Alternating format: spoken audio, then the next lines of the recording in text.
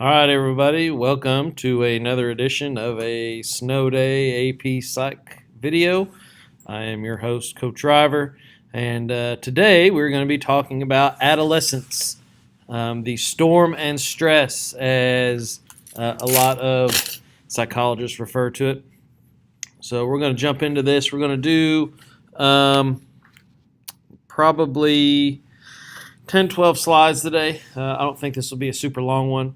I'm kind of getting started late a little bit. I was hoping to have this up by noon, but it's almost 1 o'clock before I start doing this. So hopefully it'll be up by 2. You'll have plenty of time to watch this this evening, and then we'll be able to talk about it. I got some things I want us to do tomorrow during class. So please, hopefully you watch this and then take some notes, and then we'll go on from there. So we're transitioning from childhood now to adolescence, and the transition period from adulthood. This is the transition from childhood to adulthood, and generally extends from puberty to independence. It's characterized by, of course, physical development. We know through schooling that puberty is a period of sexual maturation, during which we or a person becomes capable of reproduction. So, seems like when I went to Round County when I was a kid, there was always like one person every year who was super early getting pregnant, as in like 6th, 7th grade, and it was kind of weird. But it is what it is. So. That happens early with different, or that happens early or later, depending on the person. But puberty essentially marks the beginning of the point when you can actually reproduce. Primary characteristics. Again, none of this is probably news, but I at least want to go over it. Primary sex characteristics, the body structures, things like the ovaries, testes, external genitalia that make up sexual reproduction possible, they begin to change. Secondary sexual characteristics, things like non-reproductive sexual characteristics, female breasts and hips, male voice quality and body hair. Then you have the monarchy. I have no idea how to pronounce that, but it's a girl's first menstrual period. So these are the secondary. And generally, looking at this graph, this is generally how it works. With females, you have a height spurt generally, and we talk about this when I taught at the middle school. Girls have a tendency to hit that sexual maturation before boys of the same age. So the average time span is around 9.5 years old, and to end is around 14.5 years old, or at least the later portion. For most girls, you're looking at between 10 and 15 years old for your first menstrual period. Breast size, of course, increases, and the development of hair. Same thing with boys. I'm not going to go over this. I'll let you all read through that. I don't think any of this is news to anybody, especially if you're in this class. But just to give you all, this is what psychology says about the beginnings of human sexuality. Is adolescence getting longer or shorter? And looking at this graph, this is a pretty set in stone physical, biological thing. But adolescence is not. There's a lot of different things that go into what is and what isn't adolescence. And here's an example. In 1890, generally, adolescence was about a 7-year interval between your first menstrual cycle, and then you get married. All right, so you're looking at 10, 11, 12, 13, 14, almost 15 years old. Women weren't starting their first menstrual cycle until they were almost 15, or girls, I should say. And we're getting married around 20, 21, 22 years old.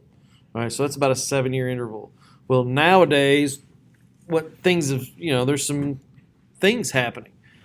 The menstrual cycle is starting earlier in girls.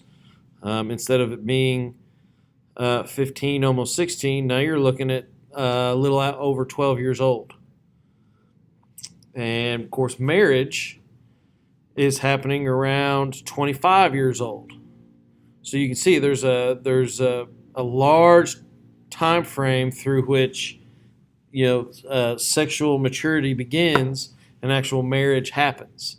So, and I think it's something to maybe talk about tomorrow is why that is. Obviously, there's something biological going on with the average monarchy. Y'all can tell me what that is tomorrow. Being earlier, and there's a lot of theories, things like growth hormones and food and things like that. And then there's also some cultural things going on with women marrying at a much later age. There's a couple things going on there to me that's of interest. Median age for marriage, we all know what the median means, middle.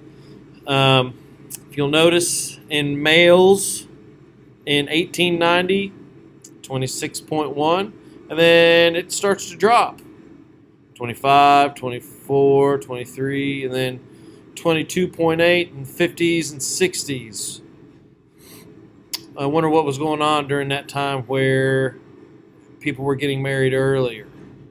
I think you all, those of you who are students of history, could probably figure that out. Same thing with females. 22 is the average. 21, and it drops down to 20, and then it starts to go back up. And it's really jumped up to where it was, or past where it was in the 1890s, between the 60s and now. Of course, that was in... Actually, it's gone up even more. Here's... Go away. Here's a... this is sort of continued. Now today you're looking at 28 for guys and 26 for women. And truth be told, it's... I got married in 2006, and I was 26, and my wife was 25. Yeah, she had just turned 25. So we're probably, in 2006, we're still maybe a hair younger than what the median was. So there's, some things to discuss. They've grown a lot. During adolescence, unused neural networks are eliminated. So what we don't use, we lose. So some of those neural networks that were created when you were born, they sort of waste away. They're eliminated and put somewhere else. The growth of myelin continues, which allows for better communication with the brain. Remember, myelin is the sheath that goes around all the neurons that's used as a insulator, kind of like insulation on an extension cord. The better the insulation, the better the signal transfer.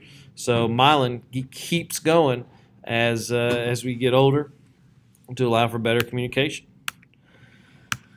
Of course, we also develop cognitively as well, as we kind of talked about with Piaget. You're looking at maybe starting to go from concrete to formal thinking. During adolescence, a period of developing reasoning power emerges, and that's why I'm going to tell you the truth. That's why I was surprised there was a lot of freshmen in this AP Psych class, because it takes a lot of reasoning power to be able to do a lot of the things and to discuss a lot of the things that we talk about in here. Now, obviously, I've been very pleasantly surprised at your all's reasoning ability. You all have kept up real well. Most of you would probably say this class would be a lot easier as a junior or senior, you freshmen, but it may take you a little bit to get to that point. But either way, you all are sort of in that Late stage cognitive, the beginning of formal stages where the person is able to reason logically about abstract ideas. And I think you all do a good job at that. During adolescence, a period of developing moral growth emerges. And this is where this is kind of where we're going to get into a little bit tomorrow if we're in school. Piaget believed that moral reasoning grew as cognitive abilities developed. So there was so he kind of linked them together. All right, building on his idea, Lawrence Kolberg, and this is a name that you're going to need to know, developed a theory of 3 stages of moral reasoning. So Kolberg is based a lot on Piaget. He studied his idea by presenting moral dilemmas to his subjects and then asked them to explain why they responded in the way they did. So here are his 3 levels. It's sort of his moral ladder. This first level is a pre-conventional level where the morality of self-interest. Basically, you try to avoid punishment or to gain concrete rewards. This kind of gets a little bit back to motivation. What motivates you to do the things that you do? Is it the good grades? Is it to avoid the bad grades? The next level is the conventional level. This is the morality of law and social rules. And basically, you do things to either gain approval or to avoid disapproval. So why do you do the things I ask you to do? Is it because you want to get approval from me or your parents? Or that you don't want me to be disappointed in you or to disapprove of what you're doing? So that would be the conventional level.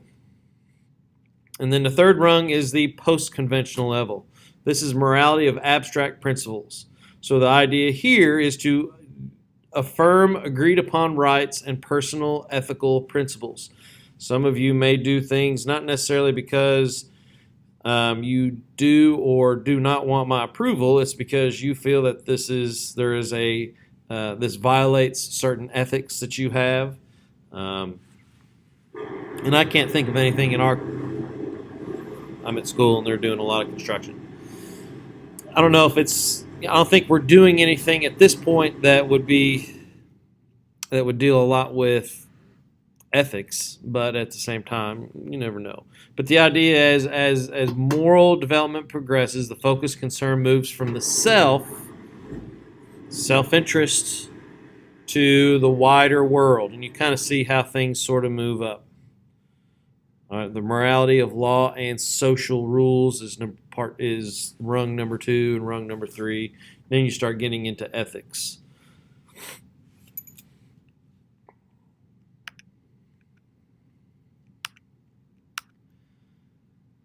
Stage 1, again, characterized by avoidance of punishment. Stage 2, characterized by the desire to have exchange of favors. You do this for me, I'll do this for you.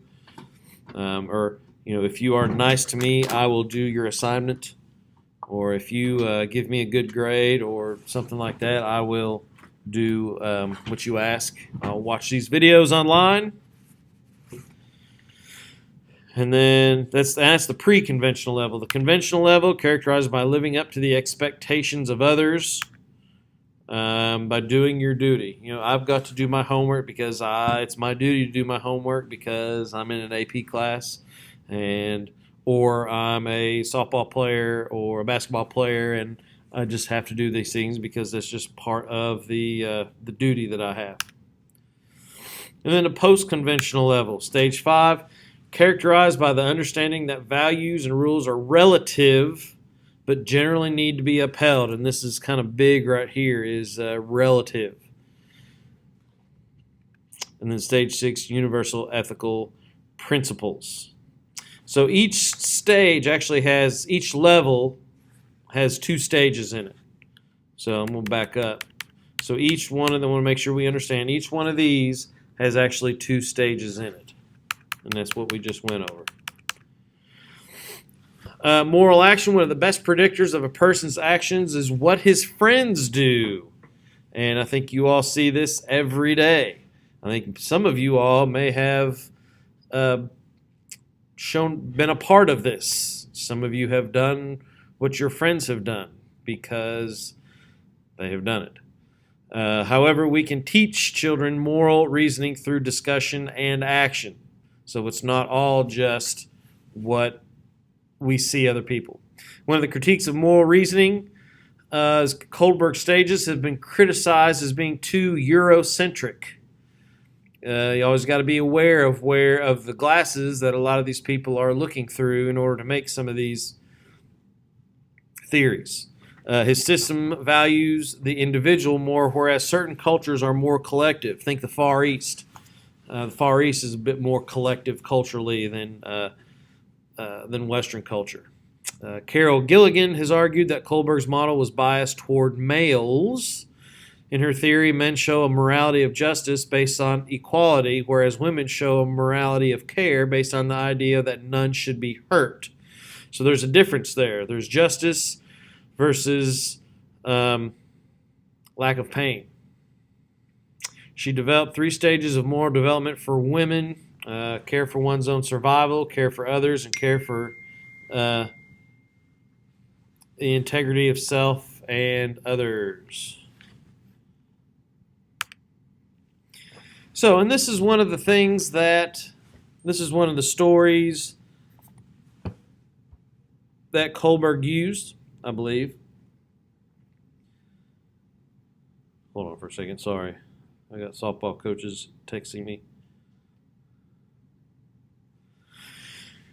In Europe, I just kind of read through this with me. In Europe, a woman was near death from a special kind of cancer. There was one drug that the doctors thought might save her. It was a form of radium that a druggist in the same town had recently discovered. The drug was expensive to make, but the druggist was charging 10 times what the drug cost to make. The sick woman's husband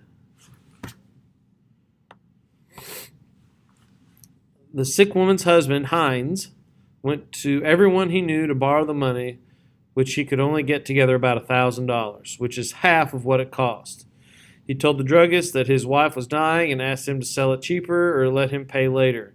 But the druggist said, "No, I discovered the drug and I'm going to make money from it." Later that night, Heinz broke into the drugstore and took the drug. So there's a lot of things kind of going on in this story, especially morality-wise. You've got the morality of the druggist. You've got the morality of the husband. And you could make the argument if Heinz gets caught, you've got the morality of the police officer.